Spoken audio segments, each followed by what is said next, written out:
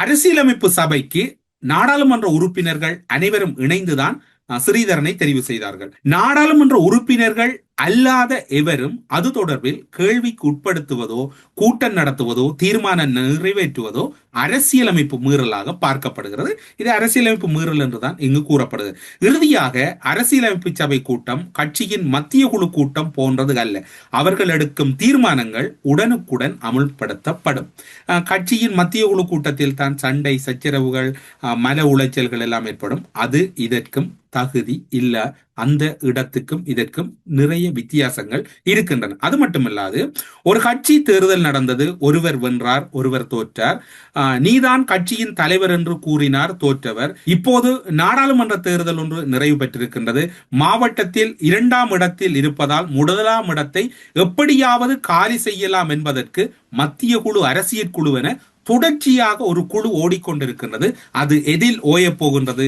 கட்சி முடக்கத்திலா அல்லது ஒரு கட்சியின் நாடாளுமன்ற உறுப்பினர் வெளியேற்றத்திலா என்பதை பொறுத்திருந்துதான் பார்க்க வேண்டி இருக்கின்றது. இவ்வாறு, அதாவது ஸ்ரீதரன் கட்சிக்கு எதிராக தீர்மானம் நிறைவேற்றினார், கட்சிக்கு எதிராக நடவடிக்கை எடுத்தார், கட்சிக்கு முரணாக செயற்பட்டார் என்றெல்லாம் கூறப்படுகிறது. இன்னும் ஒரு விடயத்தை அவர் கூறுகின்றார். ஸ்ரீநேசன் அரியநேந்திரன் விவகாரம் தொடர்பிலும் அவர் ஒரு விடயத்தை கூற தவறவில்லை. மட்டக்களப்பு பாராளுமன்ற திரு ஸ்ரீநேசன் அவர்கள் கட்சியிலிருந்து நீக்கப்பட்ட திரு அரியநேந்திரனை ஒரு கட்சி நிகழ்விலே அவருக்கு முக்கியத்துவம் கொடுத்ததான ஒரு குற்றச்சாட்டு ஒன்று இருந்தது.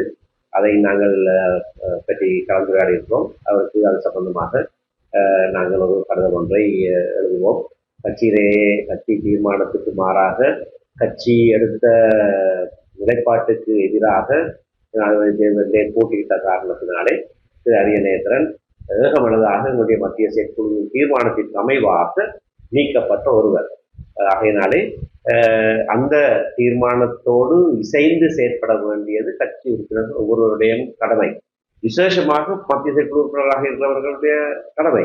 ஆக சொல்ல தேவையில்லை. ஆனால் அதுக்கு மாறாக சில நடவடிக்கைகள் இருக்கிற காரணத்தினாலே நாங்கள் அதனை தொடர்ந்து அப்படியான செயற்பாடுகளுக்கு இடமளிக்க முடியாது என்பதையும் வலியுறுத்துவோம். ஸ்ரீநேசன் அரியநேந்திரனை அழைக்கும்படி கூறியமை தவறு, அதனை ஏற்க முடியாது, அவரிடமும் விளக்கம் கோரப் போகிறோம் என்று.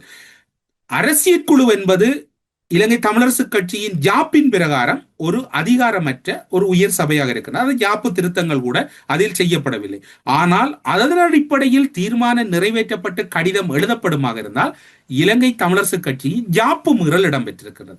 அந்த ஜாப்பு மீறல் இடம்பெறுமாக இருந்தால் அந்த குறித்த நாடாளுமன்ற உறுப்பினர்களுக்கு கடிதம் செல்லுமாக இருந்தால் அவர் உடனடியாக நீதிமன்றத்தை நாடலாம் அல்லது சட்ட ரீதியான ஏற்பாடுகளை செய்யலாம். இப்போது கிட்டத்தட்ட இலங்கை தமிழரசு கட்சியின் ஒரு அந்திம காலத்தில் இருக்கின்றது.